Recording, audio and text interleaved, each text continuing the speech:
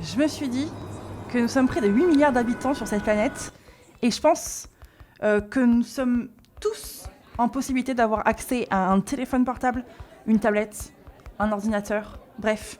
Chaque usage, il peut être différent. Ils peuvent nous servir à communiquer, à rechercher des informations, à jouer, à travailler, à faire du montage, à échanger, à nous divertir, à acheter. Bref, on fait tellement de choses avec. Et moi, je sais que personnellement, je peux plus m'en séparer de mon portable. Et je fais tout. Photos, vidéos, tous mes souvenirs sont dedans. Du coup, je me suis dit, mais attends, à force d'être assistée là, comme ça, et de tout faire, je peux pas pousser un peu plus ma demande ? Et du coup, est-ce que l'IA peut me donner des solutions ? Et voilà, je me suis dit, alors attends, je me casse la tête tous les jours à savoir ce qu'on va faire à dîner, même Geoffrey, il se pose la question de qu'est-ce qu'on va manger en rentrant et qu'est-ce qu'on fait comme course. Et voilà, bingo. J'ai demandé à ChatGPT, merci ChatGPT, de nous faire, de trouver des repas pour le dîner, parce qu'on n'est souvent pas là le midi, sans gluten et à petit budget, parce que bon, on en a tous à peu près ras-le-bol, je pense, de mettre 120 € pour 2 repas. C'est trop casse-pied, donc je me suis dit, allez, vas-y, optimise tout ça. Allez, ChatGPT, let's go. Et là, il m'a sorti, trop bien, 5 recettes. Bon, alors, je vous donnerai mon avis en fin de vidéo, mais là, pour le moment, je vais vous montrer. J'ai fait donc le topo de la liste de courses. Ni une ni deux, je les ai notés sur un papier.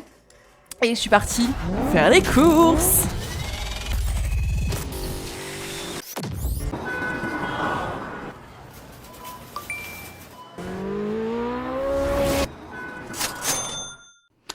Bon, c'était sans surprise que je me suis retrouvée avec des courses à 84,60 €. Bien évidemment, il y avait plein de choses que j'ai achetées en extra, de la lessive, des choses comme ceci. Mais tout ce qui était indispensable à faire pour faire les recettes indiquées, ça m'est revenu à 17 €.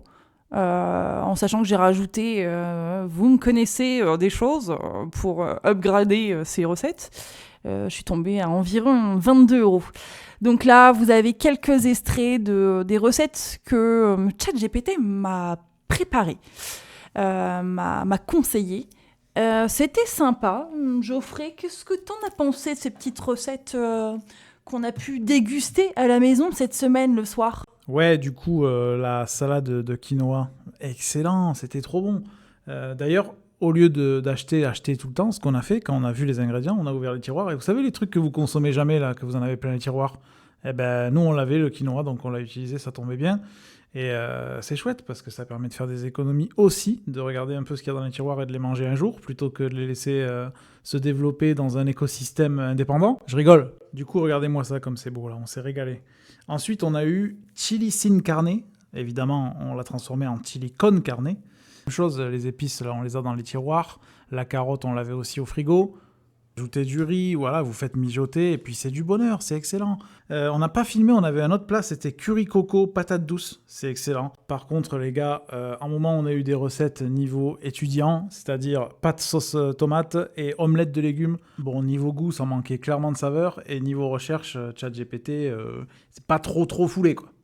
Eh bien, en résumé, merci ChatGPT, merci pour ces 25 € pour ces 5 repas. J'ai fait de sacrées économies, je vais pas vous le cacher.